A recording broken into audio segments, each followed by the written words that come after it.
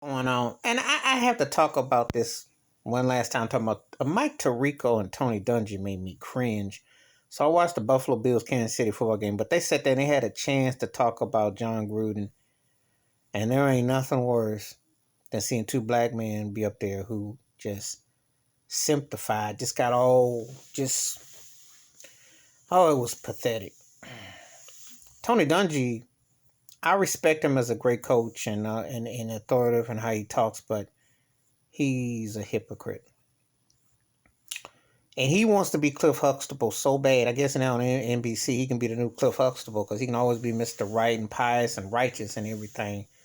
Brother, get a spine and speak out on something. John Gruden is racist and was trash. And you sit up there trying to justify it and say, oh, coach, and I'm like, ain't no time to be no timing on TV. We don't need that. But that's what they do. It's the only way black men can get on TV, especially in sports.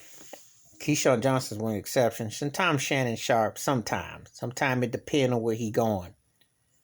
But I ain't got no respect for none of them who didn't want Gruden fired. They had a chance Monday, and they was all, well, we don't know. Well, yeah. Well, Donald Sterling got fired, and I brought that up in a video.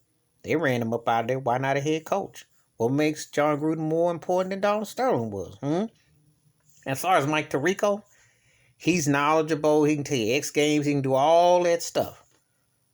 But he's a cornball. He's the Carlton Banks of sports. Okay, he's a cornball. And if those ESPN stories are true, allegedly, there could have been a survivor, Mike Tirico.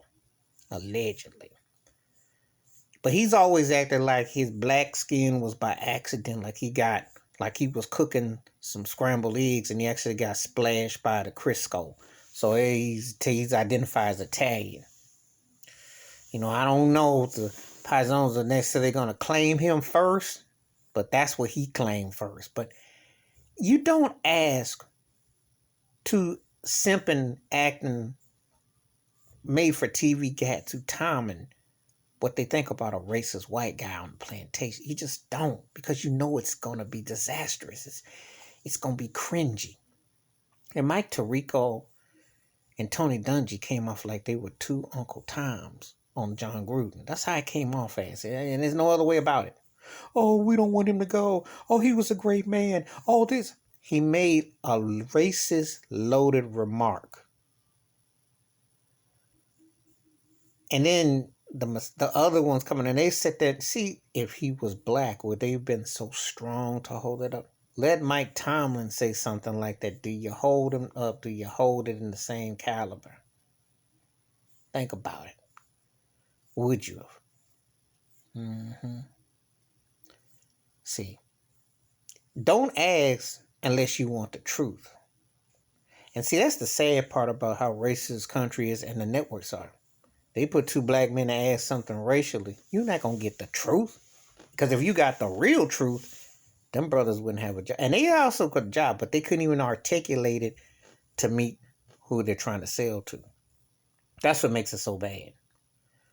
That's why I could never work for none of those major networks. Because there's no way I would have been fired. Because I would just say, yeah, you're racist. And it is true. Racist in everything we do in America. And his Turkish is racist. And we knew about Gruden. I mean, he was lucky. He had white privilege. He got away with it. And Mike Tirico and Tony Dungy dropped the ball. They acted like two Uncle Toms on the subject of John Gruden. There's no other way around it. And I think they both knowledgeable what they do and professional all that. But they came off like two Uncle Toms on the subject of Chucky Gruden. Please hit the like, subscribe, welcome thoughts and comments, and I do respond. Thank you. Wash your hands, keep your mind clear, watch out for one another, and you want to talk to a brother to give you the real perspective, ask somebody who ain't going to have to be pimped by the system. Because that NBC plantation, all of them, the NFL plantation, they got all the logos and all that. But this man comes out and says something like that, and you got in racism on the field on the back of helmets in 2021, and you're going to sit there and act like, oh, we hope it's not true, no massa. That's what they sounded like. I'm out.